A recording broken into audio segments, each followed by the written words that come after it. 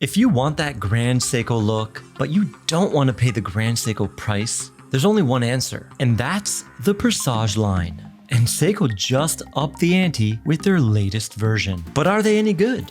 Well, I have two different colorways, and we're going to find out right now.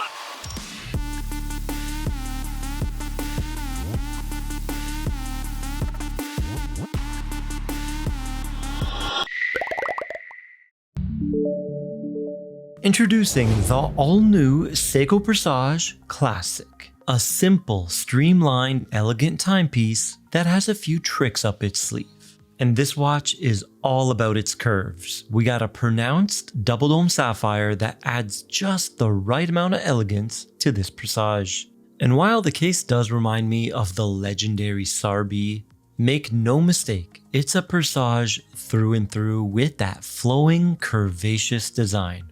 I guess that's why they call it the Classic. And unlike the Sarb, the case and bracelet feature Seiko's super hard coating, enhancing its resistance to scratches. The case has high polish on the sides with satin brushing on the top of the lugs. The lugs taper inwards as they round the bend and then down towards the wrist. This helps keep the watch's visual weight in check. You're not going to get that oversized dress watch look here. So well done, Seiko. Now, speaking of that size, what are the actual dimensions? Well, I got 40.2 millimeters in diameter and a secret measurement of 33 even.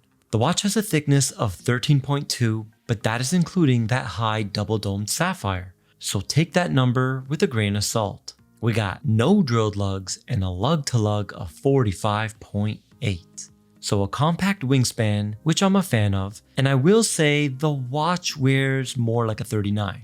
But you guys be the judge on the faraway shots and let me know how it wears. The Classic has a sapphire display case back to show off the 6R35's replacement, the new 6R55.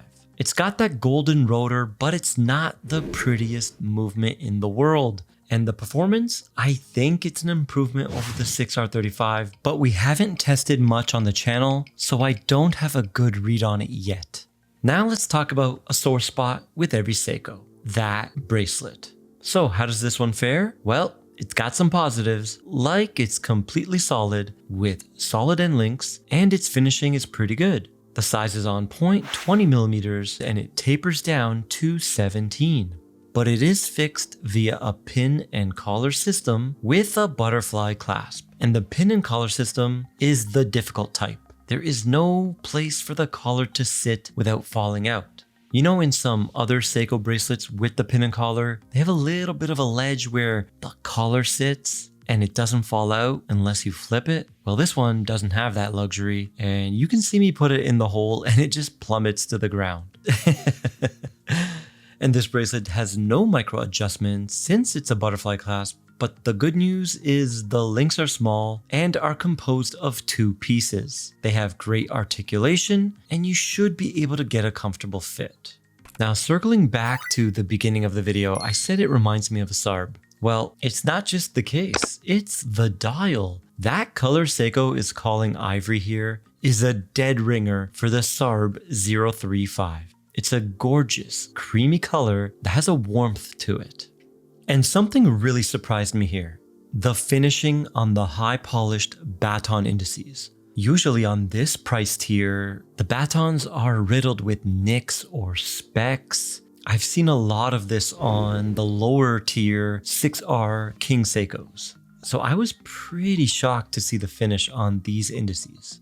Now for the dark dial, which Seiko is officially calling gray, they went the other way. They went with bead blasted indices, which is such a genius move by Seiko. The high polished markers and hands disappear in certain lighting conditions. And on a dark dial, that just makes legibility 0. But with these bead blasted hands and markers, the gray dial has better at a glance legibility than even the ivory dial.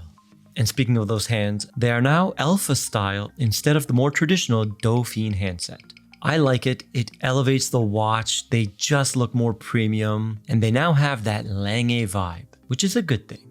Now, one of the coolest features on this watch is that the dial is curved and it's got a subtle texture. The dial pattern is said to evoke the texture of a silk fabric. I'm not too sure about that, but I do know it looks fantastic and it's not an aggressive in-your-face texture. It's a home run. And following the curve of the dial is the traditional bent Presage handset. You can really see it on the minute hand and seconds hand with their aggressive kink downwards. It looks so good and it adds a touch of class.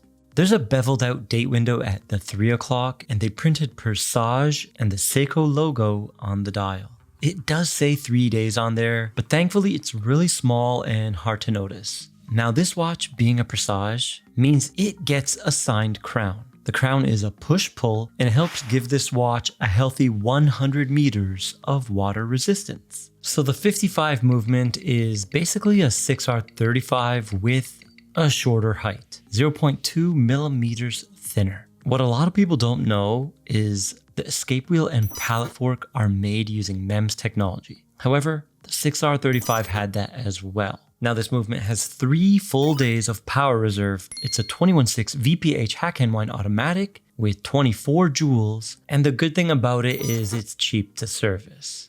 So what is the new Presage going to cost you? Well, they're available at Kavar Jewelers, link to the website down below, and email me if you want to discuss the pricing. But at retail, they come in at 950 USD. So under $1,000 for, yeah, I'm gonna say it, a higher quality Presage. I think the quality has gone up here.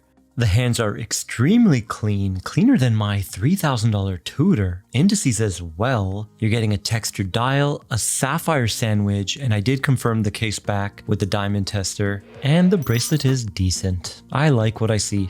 But I want to hear what you guys think down below in the comments section. And if you want more watch reviews like this one, then go ahead and click into one of the 2 I have for you on the right of your screen right now, and I'll see you there.